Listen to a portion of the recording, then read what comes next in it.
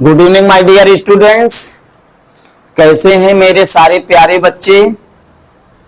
कैसे हैं सारे बोल्ड स्टूडेंट्स?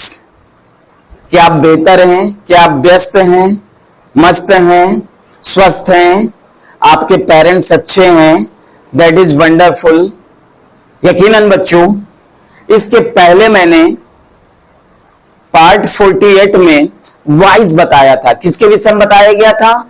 वॉइस के विषय में बताया गया था, जिसको मैंने बप्पा कहा था। क्या कहा गया था? बप्पा। और बप्पा के दो बेटे कौन? हरछटी और दुलारे। यही बताया था। क्या वो बात समझ में आ गई थी सभी बच्चों को? क्या बेहतर तरीके से कंप्लीट हो गया? वॉइस आने से पहले एक चीज और बता रहा हूं। वॉइस आपको प्रॉपरली एक्टिव वॉइस से पैसिव वॉइस आप तब बना पाएंगे जब आपको टेंस का ज्ञान होगा। तो इसलिए जिन बच्चों का टेंस का ज्ञान ना हो तो पहले प्रॉपर टेंस पढ़ लीजिएगा, इसके बाद फिर पैसिव वॉइस पढ़िएगा। क्योंकि जब आपके टेंस कंप्लीट हो जाएंगे तभी आपको बेहतर तरीके से पैसिव वॉइस बनाना आएगा। यकीनन यदि टेंस नहीं कंप्लीट, यदि आप में ये क्षमता नहीं, कोई सेंटेंस आ जाए, यदि आप आइडेंटिटी नहीं कर सकते कि ये वाक्य किस टेंस का है, तो पैसिव वॉइस बनाना बिल्कुल मुश्किल हो जाएगा। ठीक है, लेकिन आपको बोर्ड एग्जामिनेशन फेस करना आने वाले वक्त में 2025 में, तो पूरी तैयारी अभी से बेहतर तरीके से करना है। तो मैंने वॉइस के विषय में बताया था कि वॉइस कितने प्रकार के होते हैं। एक बार रिवाइज करता हूं, 2 प्रकार के होते हैं, एक्टिव वॉइस, पैसिव वॉइस। फिर आपको बताया था एक्टिव वॉइस किसे कहते हैं, पैसिव वॉइस किसे कहते हैं, कितने टेंस की पैसिव वॉइस बनती है। तो मैंने आपको बताया था 12 टेंस होते हैं, 12 में से 8 टेंस की पैसिव वॉइस बनती है और 4 टेंस की पैसिव वॉइस नहीं बनती है। आई होप आप बेहतर तरीके से इसे पढ़ लिए होंगे। फिर इसके बाद बताया गया किन वाक्यों का पैसिव वॉइस बनता है? जिसके साथ कर्म दिया हो, जिसके साथ कर्म दिया हुआ, अर्थात ट्रांजिटिव वर्ब का पैसिव वॉइस बनता है, इंट्रांजिटिव वर्ब का पैसिव वॉइस नहीं बनता है। अब आपको उन्हीं टेंस को क्रम से पढ़ना है जिनके पैसिव वॉइस बनते हैं। 8 टेंस की पैसिव वॉइस बनाई जाती है ना, तो पहले टेंस का क्या नाम है बताइए? सारे लोग मिलकर बताएंगे। पहले टेंस का क्या नाम है? Present tense. क्या आज पढ़ना है आपको? Present tense. प्रेजेंट टेंस जिसे हम क्या कह सकते हैं?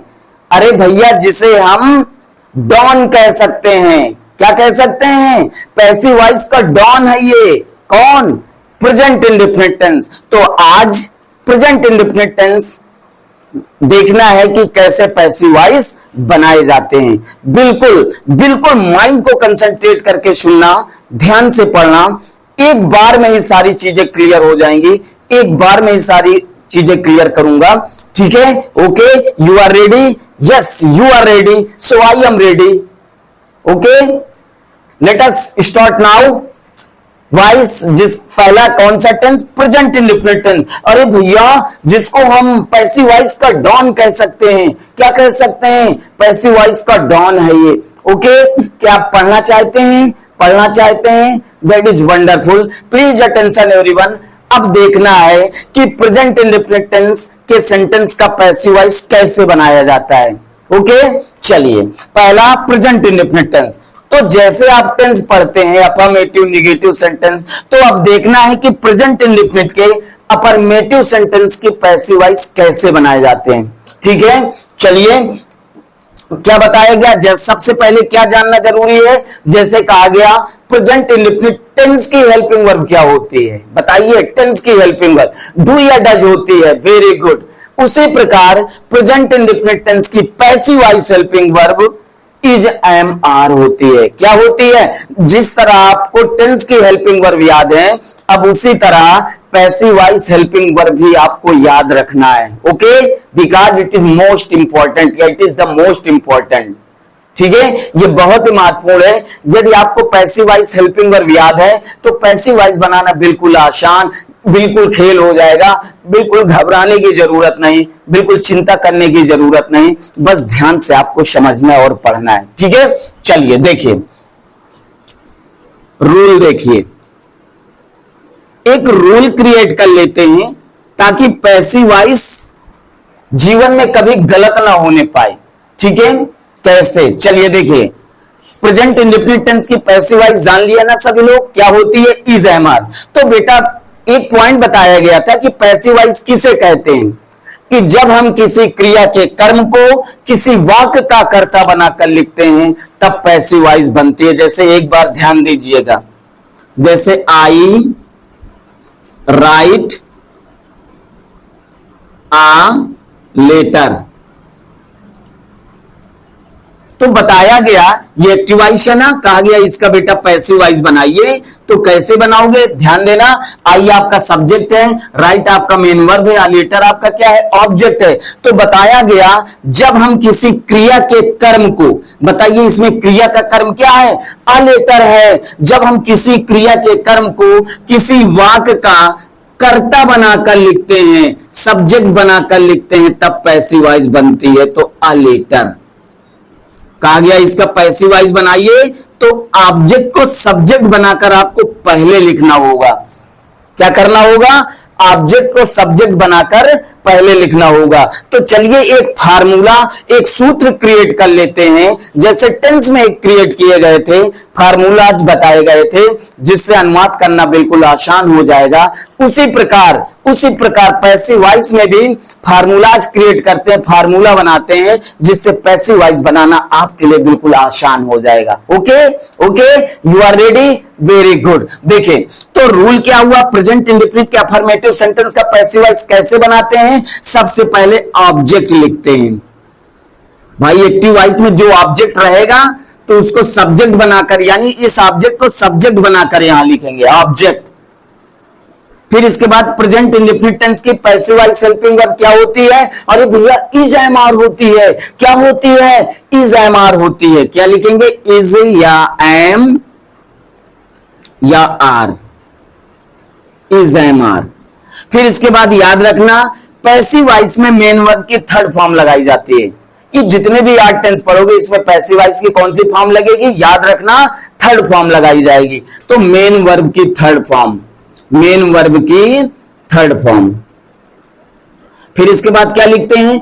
अगर अदर वर्ड हो तो अदर वर्ड लिखते हैं। फिर इसके बाद बाई लगाते हैं और इसके बाद फिर सब्जेक्ट लिखते हैं। क्या लिखते हैं? सब्जेक्ट। ठीक है, ये आपका फार्मूला हो गया। अब अकॉर्डिंग टू फार्मूला, इस फार्मूले के अनुसार आपको पैसिव वॉइस बनाना है। ठीक है, जैसे कह दिया जाए, समझिएगा बहुत आसान है, उड़ा देंगे आप। मोहन रीड्स आ बुक, फुल स्टॉप। चलिए देखिए एक्टिव वॉइस आ गया और कहा गया बेटा इसका पैसिव वॉइस बनाओ। तो पैसिव वॉइस बनाने से पहले ये जानो कि ये वाक्य किस टेंस का है, तभी पैसिव वॉइस आप सही प्रकार से बना पाएंगे। तो हमने पढ़ा मोहन रीड्स अ बुक। अरे भैया ये वाक्य तो प्रेजेंट इंडेफिनिट का है, अफर्मेटिव सेंटेंस है, पैसिव वॉइस बनाना है। चलो पैसिव वॉइस बनाना शुरू करते हैं। तो देखेंगे सबसे पहले क्या लिखना है हमको? ऑब्जेक्ट। तो मोहन आपका सब्जेक्ट हुआ, रीड्स आपका मेन वर्ब हुआ, और ऑब्जेक्ट क्या है? मेन वर्ब के बाद ही सदैव ऑब्जेक्ट आता है। ये देखिए आ बुक आपका ऑब्जेक्ट हो गया। तो पैसिव वॉइस बनाते समय सबसे पहले क्या लिखेंगे हम? इस फार्मूले को देखो, ऑब्जेक्ट ढूंढो, इसमें ऑब्जेक्ट कहां है? आ बुक है ऑब्जेक्ट, तो आ बुक आप पहले लिखेंगे। पैसिव वॉइस बना रहे हैं ना, तो आ बुक पहले लिखेंगे, पहला अक्षर कैपिटल बनेगा। ठीक है, आ बुक। अब सहायक क्रिया क्या लगाओगे? Is am are. कैसे लगाओगे? देखिए टेंस में तो सब्जेक्ट के अनुसार लगाते हैं सहायक क्रिया, लेकिन पैसिव वॉइस में ऑब्जेक्ट के अनुसार सहायक क्रिया लगाएंगे। ऑब्जेक्ट क्या है? आ बुक, जिसको हमने ऑब्जेक्ट को सब्जेक्ट बना लिया है। आ बुक के अनुसार सहायक क्रिया इज एम आर का प्रयोग करेंगे, ना कि मोहन के अनुसार करेंगे। तो हमने देखा आ बुक भैया एक वचन है या बहुवचन है? आ बुक एक किताब। अरे भैया एक वचन है, तो एक वचन ऑब्जेक्ट के साथ क्या लगाओगे? इज लगाओगे। क्या लगाओगे? इज लगाओगे। चलिए हो गया, आगे बढ़िए। मेन वर्ब की थर्ड फॉर्म, मेन वर्ब क्या? रीड। रीड का थर्ड फॉर्म क्या होगा? रीड ही होगा। Read read read. अब इसके बाद मेन वर्ब की थर्ड फॉर्म अदर वर्ड कुछ दिया है, अगर ऑब्जेक्ट के बाद कुछ दिया होता तो अदर वर्ड होता, अदर वर्ड नहीं दिया, छोड़ दिया। फिर क्या आ रहा? बाई। क्या आ रहा है? बाई। अब देखो इसमें सब्जेक्ट क्या है एक्टिव वॉइस में? मोहन, तो इधर आ गया मोहन, यानी जिसको ऑब्जेक्ट बना लिया गया। ऑब्जेक्ट को सब्जेक्ट बनाया गया और सब्जेक्ट को ऑब्जेक्ट बनाया गया, ठीक है। लेकिन मैंने आपको समझने के लिए यहां ऑब्जेक्ट लिखा, तो एक्टिव वॉइस का जो ऑब्जेक्ट है आपको पहले लिखना है। अब ऑब्जेक्ट एक वचन हो तो इज लगाओगे, ऑब्जेक्ट बहुवचन हो तो आर लगाओगे। आई आएगा तो आई के साथ स्पेशल एम लगता है, यू नो, जानते हैं ना आप, आई के साथ क्या लगता है, एम लगता है। फिर मेन वर्ब की थर्ड फॉर्म, अदर वर्ब कुछ नहीं, फिर बाय लगाते हैं, फिर मोहन लगा सब्जेक्ट लिखते हैं, आपका सेंटेंस कंप्लीट हो गया। क्या बात समझ में आ गई? यदि आप इस फार्मूले का प्रयोग करते हो तो कभी आपका पैसिव वॉइस गलत होने वाला नहीं है, गलत होने वाला नहीं है। ओके, चलिए, क्या ये बात समझ में आई? Very good. आ जाएंगे, जैसे एक एग्जांपल और देखो, आर्यन टेल्स आ लाई टुडे, ठीक है। ये एक्टिव वॉइस है, कहा गया इसका पैसिव वॉइस बनाइए। तो चलिए भाई, पैसिव वॉइस बनाने से पहले देखो ये वाक्य किस टेंस का है। तो Aryan tells a lie today, अरे भैया ये तो प्रेजेंट इंडेफिनिट का वाक्य है, अफर्मेटिव सेंटेंस है, पैसिव वॉइस बनाना है, कहां से बनाए? तो ऑब्जेक्ट देखो, फार्मूला देखो, सबसे पहले क्या लिखेंगे बेटा? ऑब्जेक्ट लिखेंगे। ऑब्जेक्ट ढूंढो, इसमें क्या है? अलाई, मेन वर्ब के बाद सदैव क्या आता है? ऑब्जेक्ट आता है, तो अलाई लिख दिया। अब देखो अलाई एक वचन या बहुवचन? एक वचन, तो इज लगाएंगे। क्या लगाएंगे? इज लगाएंगे। फिर मेन वर्ब की थर्ड फॉर्म, मेन वर्ब क्या? टेल, टेल का थर्ड फॉर्म टोल्ड। फिर अदर वर्ड क्या है बेटा? ऑब्जेक्ट के बाद जो भी दिया हो सब अदर वर्ड होता है, टुडे, टुडे।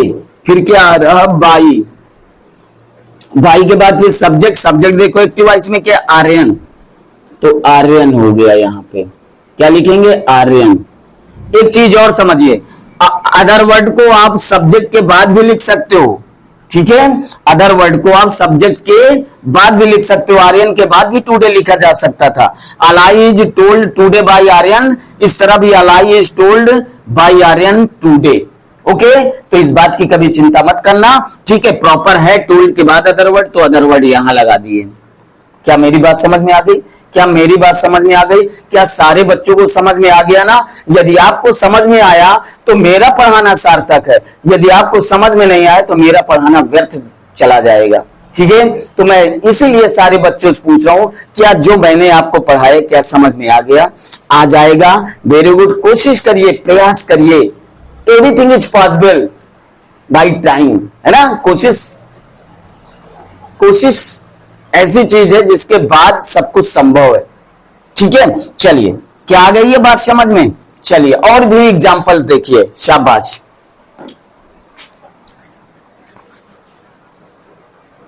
राइट नाउ इसे राइट कर लीजिएगा, वेरी गुड।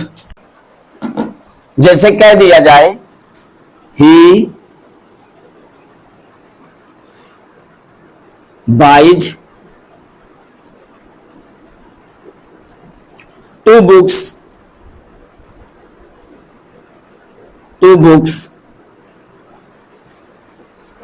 नाउ,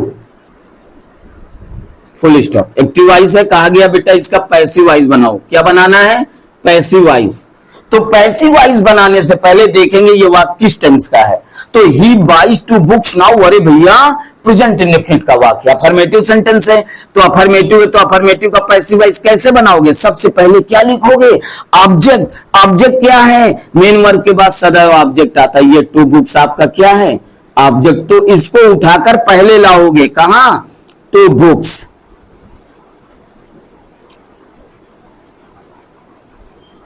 अब देखिए हेल्पिंग वर्ब क्या लगाओगे? सहायक क्रिया इज, एम, आर क्या लगाओगे? आर लगाओगे। क्यों? क्योंकि 2 books बहुवचन है, इसलिए बहुवचन ऑब्जेक्ट के साथ क्या लगाओगे? आर लगाओगे, ठीक है। फिर इसके बाद आगे बढ़ो, मेन वर्ब की थर्ड फॉर्म, मेन वर्ब क्या? बाई, और बाई का third form buy bought bought, क्या होगा? बाई बॉट जीएसटी बॉट, ठीक है। फिर इसके बाद अदर वर्ड क्या है? ऑब्जेक्ट के बाद जो भी आए सब अदर वर्ड, नाउ। फिर बाई, सब्जेक्ट क्या है? ही, इधर आएगा, बताए ना कि ऑब्जेक्ट सब्जेक्ट ऑब्जेक्ट में बदल जाता है, हिम हो जाएगा। तो इस बात को याद रखना, अगर यहां ही आया है तो इधर जब लिखेंगे तो हिम हो जाएगा। तो इस पॉइंट को याद रखिएगा, ही का इधर आएगा, अगर ही इधर सब्जेक्ट आएगा पैसिव वॉइस बनाएंगे तो ही का इधर हिम हो जाएगा। इस बात को याद करना है सभी लोगों को। सी इधर आएगा तो इधर हर हो जाएगा, आई इधर आएगा तो इधर क्या हो जाएगा बेटा, मी हो जाएगा। अगर यू इधर आएगा, सब्जेक्ट यू रहेगा, तो उधर जब पैसिव वॉइस बनाएंगे तो यू का यू ही रहेगा। अगर इधर वी आ जाए सब्जेक्ट में तो पैसिव वॉइस में इधर अस हो जाएगा। अगर इधर दे आ जाए, क्या आ जाए बेटा, दे, तो इधर देम हो जाएगा। क्या हो जाएगा, देम हो जाएगा। अगर इधर इट आ जाए तो इट का इधर इट ही रहेगा। इस बात को आपको याद करना है। You have to learn these points, okay, या दीज वर्ड्स। देखिए ही का ही इधर आया है तो यहां हिम हो गया। अगर बेटा यहां सी आता तो इधर क्या हो जाता, देखो सी का हर हो जाता। अगर यहां आई आता तो आई का मी हो जाता। यू होता तो यहां यू रहता। वी होता तो वी का अस हो जाता। दे होता तो दे का देम हो जाएगा। इट आएगा तो इट का इट ही रहेगा। तो इतनी बात नोट कर लीजिएगा और इसको बेहतर तरीके से आपको लर्न कर लेना है। Okay okay. और अगर ये ऑब्जेक्ट के रूप में आ जाएं तो हिम अगर ऑब्जेक्ट आ गया तो इधर जब पैसिव वॉइस बनाएंगे तो हिम का ही हो जाएगा, हर का सी हो जाएगा, मी का आई हो जाएगा, यू का यू ही रहेगा, अस का भी हो जाएगा, देम का दे हो जाएगा, इट का इट ही रहेगा। Okay, right now very good. और इससे रिलेटेड एक एग्जांपल और बता रहा हूं। जैसे कह दिया जाए, समझिएगा, you call me again, you call me again. कहा गया अरे भैया इसका पैसिव वॉइस बनाइए। तो पैसिव वॉइस बनाने से पहले देखते हैं ये वाक्य किस टेंस का है। क्या देखते हैं कि ये वाक्य किस टेंस का। हमने पढ़ा यू कॉल मी अगेन, अरे भैया ये तो प्रेजेंट इंडेफिनिट है, अफर्मेटिव सेंटेंस है, पैसिव वॉइस बनाना है। चलिए बनाते हैं इस फार्मूले से, घबराना नहीं है। ऑब्जेक्ट क्या है, ढूंढो ऑब्जेक्ट क्या है। तो मेन वर्ब के बाद सदैव ऑब्जेक्ट आता है मी। तो मी ऑब्जेक्ट है तो ऑब्जेक्ट को सब्जेक्ट बनाया जाता है ना। मी का इधर क्या हो जाए, देखो मी ऑब्जेक्ट आया है, जब पैसिव वॉइस बनाएंगे तो इसका क्या हो जाएगा, आई हो जाएगा। क्या हो जाएगा, आई। मी ऑब्जेक्ट है, इधर लिखेंगे, बताया गया ना ऑब्जेक्ट को सब्जेक्ट बनाते हैं। तो मी ऑब्जेक्ट है, मी का सब्जेक्ट क्या होगा, आई। ठीक है, तो आई लिख लिया। अब आई के साथ हेल्पिंग वर्ब क्या लगाओगे, बताया गया आई के साथ हेल्पिंग वर्ब एम लगाते हैं। क्या लगाते हैं, एम लगाते हैं। फिर इसके बाद मेन वर्ब की थर्ड फॉर्म काल, काल का थर्ड फॉर्म काल्ड हो गया। क्या हो गया बेटा, काल्ड हो गया। अदर वर्ड क्या है, अदर वर्ड क्या है, ऑब्जेक्ट के बाद जो भी दिया हो other word, again, again, by, फिर क्या लिखेंगे, बाई। फिर सब्जेक्ट क्या है, यू। ये आपका पैसिव वॉइस कंप्लीट हो गया। तो ये याद करना बहुत जरूरी है, आपको समझना बहुत जरूरी है। क्या अब अफर्मेटिव सेंटेंस पैसिव वॉइस बना लेंगे सारे बच्चे, वेरी गुड। राइट नाउ इसे राइट कर लीजिएगा।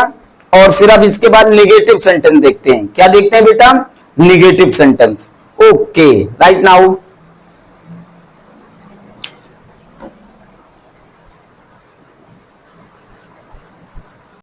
अब इसके बाद आपको क्या पढ़ना है, अफर्मेटिव सेंटेंस आ जाएंगे, पैसिव वॉइस बना लेंगे सारे लोग, वेरी गुड। अब आप देखें प्रेजेंट इंडेफिनिट के निगेटिव सेंटेंस के पैसिव वॉइस कैसे बनाए जाते हैं। निगेटिव सेंटेंस के पैसिव वॉइस कैसे तैयार किए जाते हैं, निगेटिव सेंटेंस। ठीक है, देखिए रूल, जब निगेटिव सेंटेंस आएगा तो भैया सेंटेंस में डू नॉट या डज नॉट लगेगा ना। निगेटिव मतलब नकारात्मक वाक्य होते हैं ना, तो वाक्य में डू नॉट डज नॉट लगा रहेगा। तो पैसिव वॉइस में प्रेजेंट इंडेफिनिट की पैसिव वॉइस सहायक क्रिया इज, एम, आर, तो निगेटिव में is not, am not, are not लगाएंगे। ये बात समझ में आ गई। तो पैसिव वॉइस बनाते समय बताया गया क्या सबसे पहले लिखते हैं, ऑब्जेक्ट। अब नॉट भी लगेगा, पैसिव वॉइस सहायक क्रिया इज, एम, आर, निगेटिव सहायक क्रिया is not, am not, are not, plus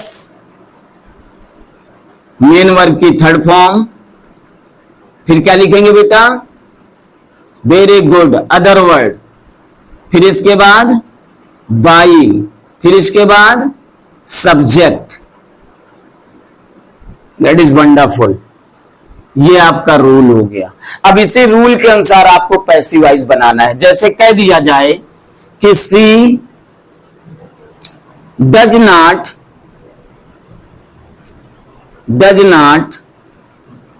do her work properly. घबराना नहीं है, बहुत आसानी से आ जाएगा। प्रॉपरली। चलिए भाई, पैसिव वॉइस बनाना है। सेंटेंस चाहे जितना बड़ा हो, घबराना नहीं है। क्यों? क्योंकि आपके पास आपका फार्मूला है ना, फार्मूला है ना, सेंटेंस चाहे जितना बड़ा हो। चलिए ठीक है, देखिए पैसिव वॉइस बनाना है इस सेंटेंस का। तो पैसिव वॉइस बनाने से पहले आइडेंटिटी करो, पहचान करो ये वाक्य किस टेंस का है। She does not do her work properly. अरे भैया ये तो प्रेजेंट इंडेफिनिट टेंस का वाक्य है। कैसा सेंटेंस है? निगेटिव सेंटेंस है। तो पैसिव वॉइस भी तो निगेटिव बनेगा ना। तो चलिए पैसिव वॉइस बनाते हैं। तो पैसिव वॉइस बनाते समय निगेटिव में सबसे पहले क्या लिखते हैं? ऑब्जेक्ट। तो ऑब्जेक्ट ढूंढिए। देखिए ये सी सब्जेक्ट है, ये सहायक क्रिया है, ये मेन वर्ब है। ऑब्जेक्ट क्या है? Her work. क्या है? Her work. यहां पे ऑब्जेक्ट आपका पूरा हर वर्क है। अपना के लिए लगा हुआ है ना हर, अपना के लिए हर वर्क, तो पूरा ऑब्जेक्ट हर वर्क है। यहां हर को हम केवल सी नहीं कर सकते। ठीक है, चलिए तो ऑब्जेक्ट क्या है? Her work. Her work. अब देखिए हर वर्क एक वचन है या बहुवचन? एक वचन है ना, तो क्या लगाओगे? Helping verb is not. क्या लगाओगे बेटा? Is not. फिर इसके बाद क्या लिखना? मेन वर्ब की थर्ड फॉर्म। मेन वर्ब क्या है? Do. Do did done. Third form क्या होगी? डन।